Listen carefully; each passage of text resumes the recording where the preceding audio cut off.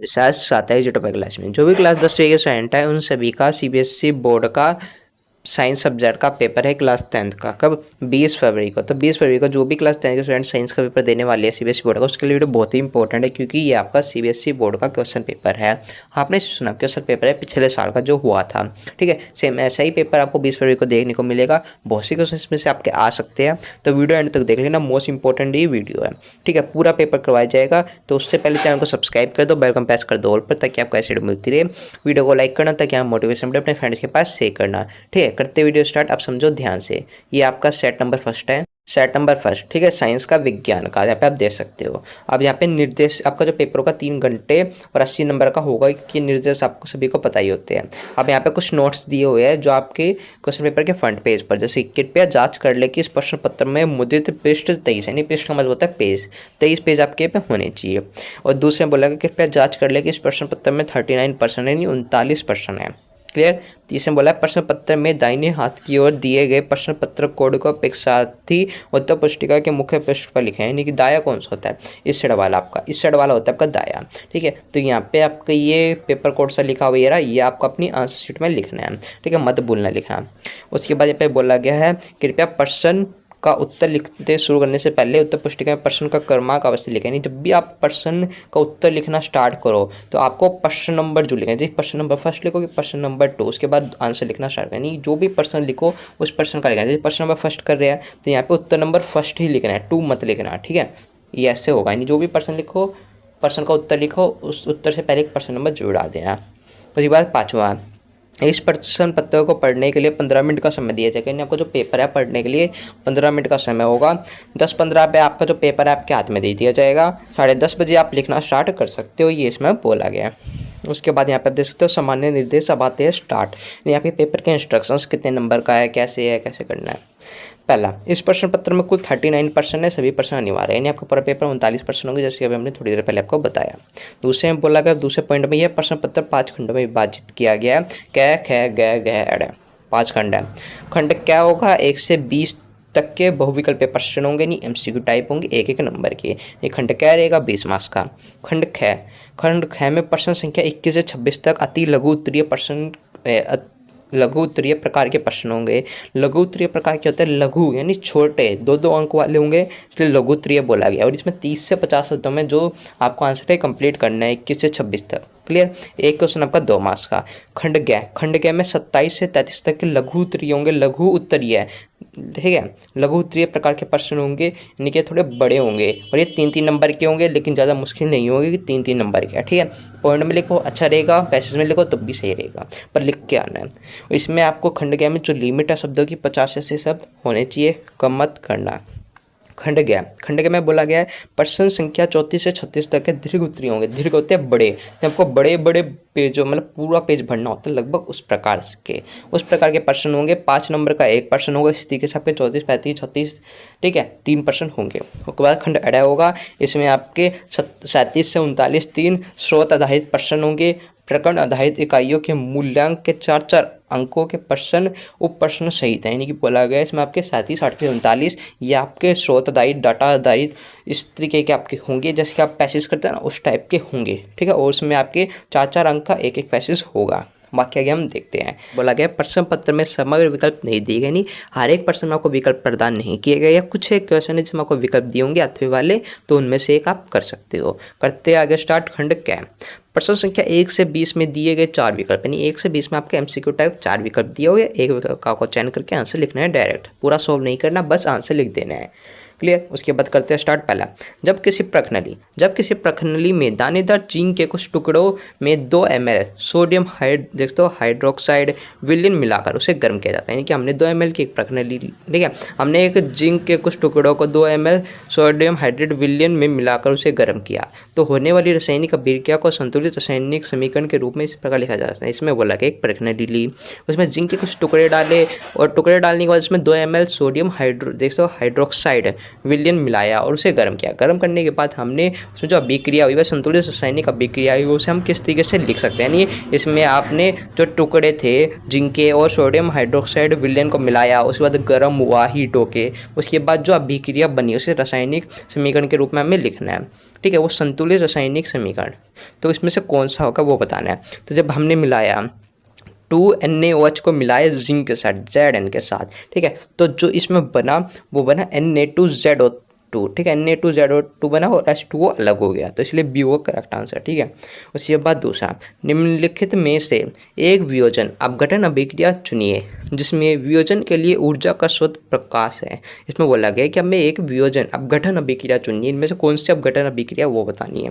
ठीक है, तो इसमें जो करेक्ट आंसर होगा दूसरे का तो वो होगा सी, 2AgBr है। इसमें क्या हुआ, AgBr में से अपघटन हो गया, वियोजन हो गया, Br अलग हो गया, तो Br2 अलग हो गया और 2Ag अलग हो गया, तो इस तरीके से सी होगा करेक्ट आंसर। बस दो ही हुए, क्लियर।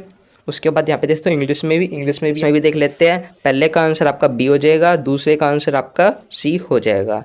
उसके बाद तीसरा क्वेश्चन देखते हैं, कक्ष ताप पर द्रव्य अवस्था में पाई जाने वाली एक धातु और एक अधातु क्रमश है, यानी आपको कक्ष ताप पर द्रव्य अवस्था में पाई जाने वाली धातु और धातु बतानी है। ठीक है, कौन सी है इनमें से, तो इसका जो करेक्ट आंसर होगा तीसरे का तो होगा मरकरी और ब्रोमीन, ये होगा करेक्ट आंसर, हमेशा याद रखना, सी होगा करेक्ट आंसर। उसके बाद है कार्बन के यौगिक और यौगिकों को क्या कहते हैं ये बताना है। ठीक है, और यहाँ पे आपको कहा गया विद्युत के सुचालक होते हैं, क्या होते हैं यौगिक और कार्बन के यौगिक और यौगिकों को।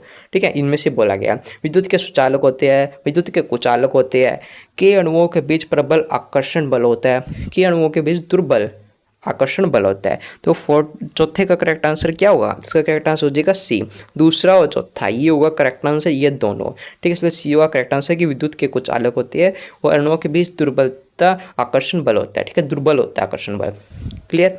उसके बाद आगे देखते हैं पांचवा, नीचे दिए गए यौगिकों पर विचार कीजिए, यानी आपको यहाँ पे यौगिक से दिए हुए हैं FeSO4, ठीक है, CuSO4, CSO4, Na2CO3, इनमें से किस यौगिकों के क्रिस्टलीय रूप में एक अणु में क्रिस्टलीय जल के अणुओं की संख्या अधिकतम। इसमें बोला गया है कि क्रिस्टलीय रूप में इन चारों के क्रिस्टलीय रूप में कोई एक अणु में क्रिस्टलीय जल है उसके अणुओं की संख्या अधिकतम है, किसकी अधिकतम है अणुओं की संख्या वो बताना है। तो इसमें जो पाँचवा है इसमें जो करेक्ट आंसर हो जाएगा वो जाएगा डी, Na2CO3, इसमें सबसे ज़्यादा है। ठीक है, याद रखना डी होगा करेक्ट आंसर। इसके बाद छठा, एल्यूमिनियम और जिंक के ऑक्साइड होते हैं, यानी एल्यूमिनियम और जिंक के ऑक्साइड क्या होते हैं वो बताना है। ठीक है, इनमें से अम्लीय होते हैं, क्षारीय होते हैं, उभयधर्मी होते हैं, क्या होते हैं, सीन होते हैं। तो इसमें जो करेक्ट आंसर हो जाएगा वो सी हो जाएगा, उभयधर्मी होते हैं। याद रखना उभयधर्मी, जब भी बोला जाए एल्यूमिनियम और जिंक के ऑक्साइड क्या होंगे तो वह उभयधर्मी कहलाएंगे। उसके बाद सातवां, MnO2 प्लस में 4HCl, ठीक है, उसके बाद है M, इसको अभिक्रिया करें इन दोनों को, तो MnCl2 प्लस में 2H2O प्लस में Cl2 बना। तो उपरोक्त अभिक्रिया रेडॉक्स अभिक्रिया है, क्योंकि इसमें बोला गया है जो ये अभिक्रिया आपको दी हुई है ये रेडॉक्स अभिक्रिया है। क्यों है ये आपको बताना है और इनके नीचे पॉइंट दिए हुए हैं। ठीक है, तो इसमें जो सातवें का जो करेक्ट आंसर हो जाएगा ना वो हो जाएगा, क्योंकि MnO2 है, यदि MnO2 यह अपचयित हो रहा है, यह अपचयित हो रहा है और HCl उपचयित हो रहा है, यानी ये अपचयित हो गया, ठीक है, और ये उपचयित हो गया, HCl ये अपचयित हो गया और ये उपचयित हो गया। रेडॉक्स अभिक्रिया में दोनों होते हैं, उपचयन भी होती है अपचयन भी होती है। तो MnO2 का अपचयन हुआ है, ठीक, अपचयित हुआ है, और HCl का उपचयन हुआ है, इसलिए डी होगा करेक्ट आंसर। उसके बाद देख सकते हो इंग्लिश में भी देख लेते हैं तीसरा, तो तीसरे में आप मेटल एंड नॉन मेटल की बात की गई है, तो इसमें तीसरे में जो करेक्ट आंसर हो जाएगा सी हो जाएगा। ठीक है, मरकरी वाला।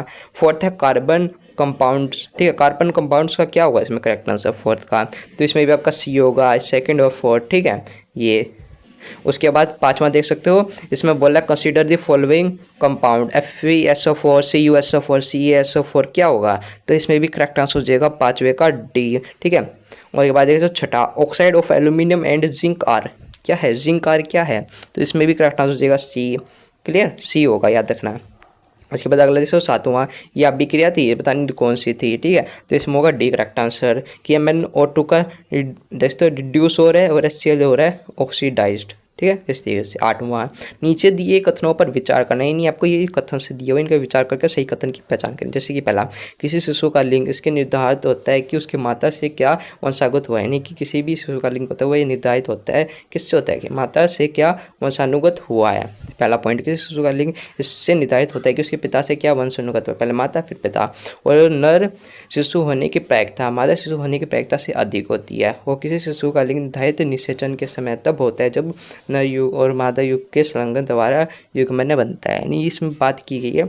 इनमें से कौन सा कथन सही है, पहला तीसरा दूसरा चौथा तीसरा चौथा, पहला दूसरा चौथा, कौन सा करेक्ट आंसर 8वें में, तो इसमें होगा बी, दूसरा और 14 सही है, ये और ये वाला। क्लियर।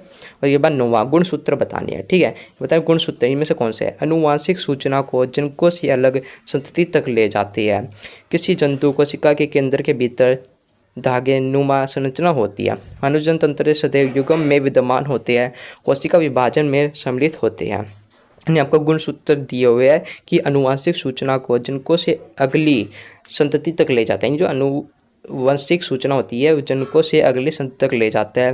दूसरे बोला है किसी जंतु कोशिका जो में केंद्रक होता है ना, वो भीतर में जो केंद्रिक होता है वो भीतर में धागे नुमा होता है, धागे के आकार का होता है, धागे जैसा होता है। ठीक है, उस समय तीसरे बोला गया मानव जनतंत्र में सदैव युग्मों में विद्यमान होता है। ठीक है, और कोशिका विभाजन में सम्मिलित होता है। क्या होता है, इनके पॉइंट बताने हैं गुणसूत्र का।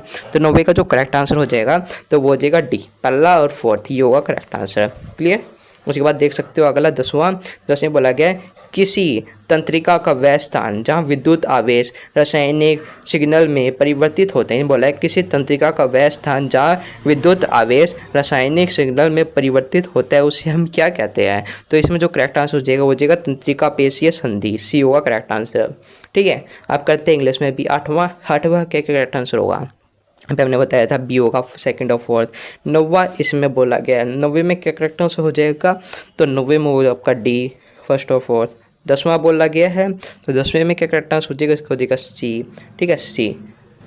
उसके बाद करते आगे हिंदी में 11वां, रंध्र तब बंद होता है, रंध्र कब बंद होता है आपको वो बताना है। ठीक है, तो इसमें जो 11वें का करेक्ट आंसर हो जाएगा ना वो हो जाएगा आपका प्रकाश संश्लेषण के लिए कार्बन डाइऑक्साइड की आवश्यकता नहीं होती जब बंद हो जाता है। और इसमें जो अगला करेक्ट आंसर होगा वो होगा आपका द्वार कोशिका से पानी बाहर चला जाता है, इसलिए आपका करेक्ट आंसर हो जाएगा सी, कि जब भी रंध्र तब बंद होता है जब उसे कार्बन डाइऑक्साइड की आवश्यकता नहीं होती और पानी बाहर चला जाता है, इसलिए उसके बाद वो बंद हो जाता है। क्लियर। उसके बाद 12वां, किसी बिंब को किसी उत्तल लेंस के सामने कितनी दूरी पर रखा जाए ताकि पर्दे पर बिंब के समान साइज का प्रतिबिंब प्राप्त हो। यानी बोला गया एक उत्तल लेंस हमारे पास है, उसको हमने किसी प्रतिबिंब है ना, जो बोला उत्तल लेंस है उसके सामने हमने किसी बिंब को रखा और वह पर्दे पर उतनी ही साइज का बनना चाहिए, तो वह कितनी दूरी पर बनेगा, कैसे बनेगा वो बोला है। ठीक है, तो इस 12वें में जो करेक्ट आंसर हो जाएगा वो हो जाएगा सी, लेंस की फोकस दूरी को 2 गुनी दूरी करके, यानी कि जो लेंस की फोकस दूरी है उसको 2 गुनी दूरी करके हम उस जो भी हमने बिंब रखा, ठीक है, बिंब के सामने हमने कोई भी चीज़ रखी तो वह उसी साइज़ की बनेगी, तब हम उसे 2 गुनी कर देंगे। ठीक है, 2 गुनी करने के बाद ही सी होगा करेक्ट आंसर। उसके बाद 13वां, मानव नेत्र का लेंस निकाय किसी प्रकाश सुग्राही पर्दे पर प्रतिबिंब बनाता है जिसे हम क्या कहते हैं। नहीं बोला मानव नेत्र का जो लेंस होता है वह निकाय किसी प्रकाश सुग्राही पर्दे पर प्रतिबिंब बनाते हैं उसे हम क्या कहते हैं। तो 13 का करेक्ट आंसर हो जाएगा जिससे पटल कहते हैं रेटिना। ठीक है, हमने करवाया भी था। उसके बाद 14, किसी धारावाही परिनालिका के भीतर उत्पन्न चुंबकीय क्षेत्र का पैटर्न क्या होता है। यानी किसी भी धारावाही परिनालिका होती है उसमें जो वो उत्पन्न चुंबकीय क्षेत्र का पैटर्न होता है वो किस तरीके का दिखाई देता है। यानी चुंबकीय पैटर्न बताया आपको धारावाही परिनालिका में कौन सा होता है, तो इसमें जो करेक्ट आंसर हो जाएगा वो जगह इस तरीके का होता है। ठीक है, इस तरीके का लाइन वाइज, यानी इस तरीके से आपको देखने को मिलता है और इसमें इस तरीके से होता है। क्लियर। उसके बाद अगला देख सकते हो इसमें इंग्लिश में भी देख लेते हैं 11वें में जो करेक्ट आंसर हो जाएगा वो हो जाएगा सी। ठीक है, दूसरा तीसरा, और 12वें में करेक्ट आंसर हो जाएगा आपका सी, देखो एट ट्विस्ट। ठीक है, 13 में करेक्ट आंसर क्या होगा, 13 में होगा डी रेटिना। उसके बाद 14 में करेक्ट आंसर हो जाएगा ये ए क्लियर, इंग्लिश में ही बता दिया। उसके बाद 15 निम्नलिखित में से वह आहार श्रृंखला पहचानी, इसमें आपको आहार श्रृंखला पहचाननी है जिसमें द्वितीय पोषक स्तर का जीव विलुप्त हुआ है, नहीं हमने द्वितीय स्तर का जीव विलुप्त हो गया, हटाया हुआ है, इसमें से कौन सा है? तो इसमें करेक्ट आंसर हो सी, भाग, घास, सांप और मेंढक, क्योंकि देखते बाकी से है, घास को कौन आती है? बकरी, बकरी को कौन खाता है? शेर, इस तरीके से है, ठीक है। छोटी मछली को कौन आता है? बड़ी मछली। टिड्डा क्या है? घास खाता है, ठीक है, घास को सांप, सांप को फिर कौन खाता है? मेंढक, इस तरीके से होता है गरुड़, इस तरीके से बोला गया। इसमें बोला गया कि वह श्रृंखला पहचानिए जिसमें द्वितीय पोषक स्तर का जीव विलुप्त है, यानी जो ये श्रृंखला है इसी में द्वितीय जीव है वो विलुप्त है, ठीक है, ये होगा करेक्ट आंसर। उसके बाद 16वां बोला गया नीचे दिए गए किस जीव की अलैंगिक जन की विधि बहुखंडन होती है, तो होगा ये डी करेक्ट आंसर, ठीक है, प्लाज्मोडियम, ठीक है, क्लियर। और बाद ये 17वें से 18वें तक आपके 2 कथन दिए हुए, अभिकथन और कारण, उनको पढ़ते हुए आपको आंसर देने हैं कोड में, ABCD इन कोडों में देने। ए कोड बोला गया अभिकथन ए और कारण आर दोनों सही है, और कारण आर है वो अभिकथन ए की सही व्याख्या करता है। बी में बोला गया अभिकथन ए और कारण आर दोनों सही है, लेकिन ये एक दूसरे को सही रूप से व्याख्या नहीं कर रहे, एक दूसरे को सही रूप से डिफाइन नहीं कर रहे, बता नहीं रहे।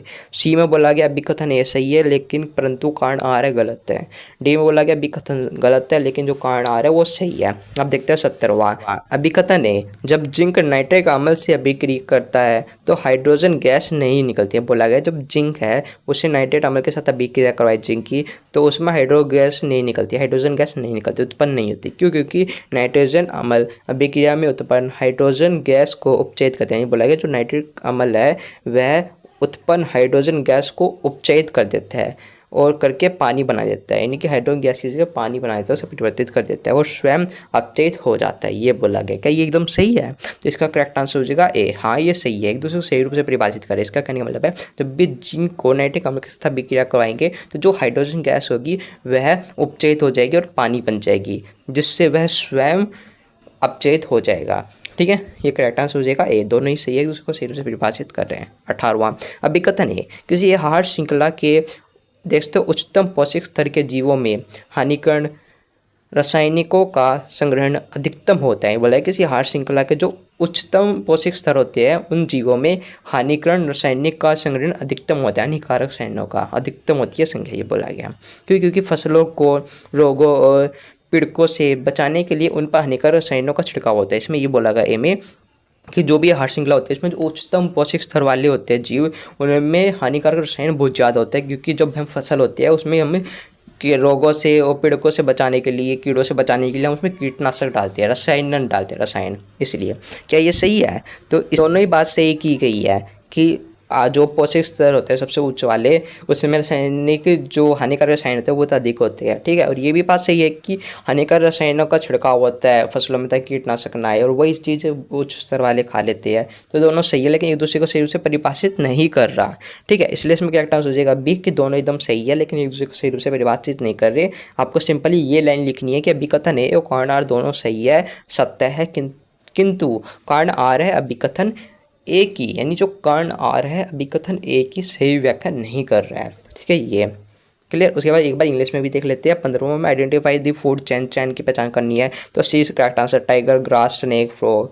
क्लियर। 16वां in which of the following, ठीक है, इसमें बोला गया multiple fission is a mean of. ठीक है, इसमें बोला गया 16 का जो करेक्ट आंसर हो जाएगा वो क्या होगा, अभी हमने थोड़ी पहले हिंदी में बताया था डी होगा।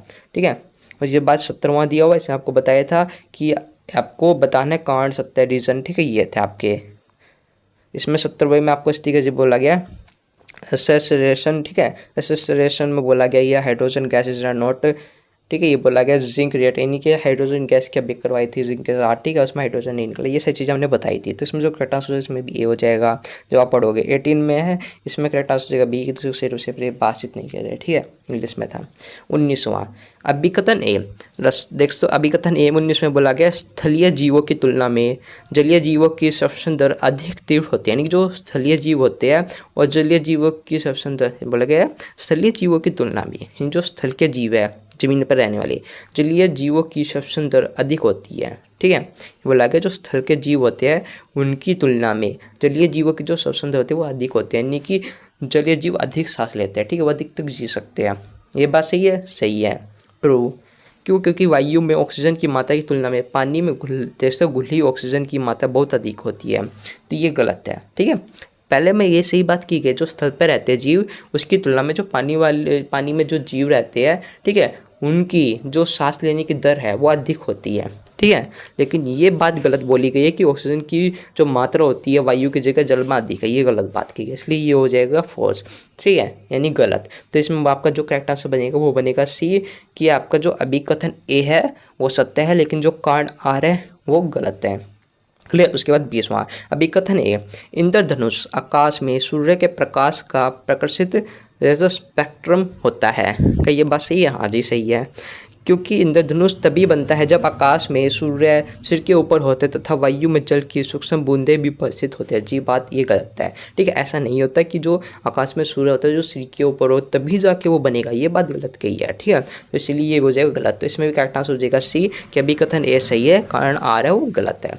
क्लियर, इस तरीके से होगा। उसके बाद खंड ख है, ये आपको नेक्स्ट वीडियो में करवाया जाएगा क्योंकि अभी थोड़ा लंबा हो गया। उसके बाद खंड ख और ये जितने भी आपके रह गए खंड सारे हम आपको नेक्स्ट वीडियो में करवाएंगे। ठीक है, एक बार इंग्लिश में और देख लेते हैं 19वां 20वां। ठीक है, तो 19 में आपको इस तरीके से बोला गया द रेट ऑफ द, ठीक है, ब्रीथिंग इज द, बोला गया वही कि much fast than the organism. ठीक है, इसमें बोला गया कि पानी के स्थल की तुलना में पानी के जो जीवित ज़्यादा सांस ले सकता है, ये बात बोली गई है। ठीक है, तो इसमें जो करेक्ट आंसर हो जाएगा इसमें भी आपका सी होगा। ठीक है, उसके बाद 20 में आपका जो करेक्ट आंसर होगा इसमें भी सी होगा, क्योंकि जो रेन होता है, रंबो होता है, वो आकाश में बनता है। ठीक है, ये बात गलत की गई है, जब वो सूरज होगा, सन होगा, वो सिर के ऊपर होगा तभी बनेगा। जी नहीं, ठीक है, इसमें करेक्ट आंसर हो जाएगा सी। क्लियर, इस तरीके से थे। बाकी हम आपको नेक्स्ट पार्ट में करवाएंगे, तभी के लिए इतना ही। कोई डाउट हो कमेंट अब लिख दो, हाँ कमेंट नेक्स्ट वीडियो में। तब तक जय हिंद, जय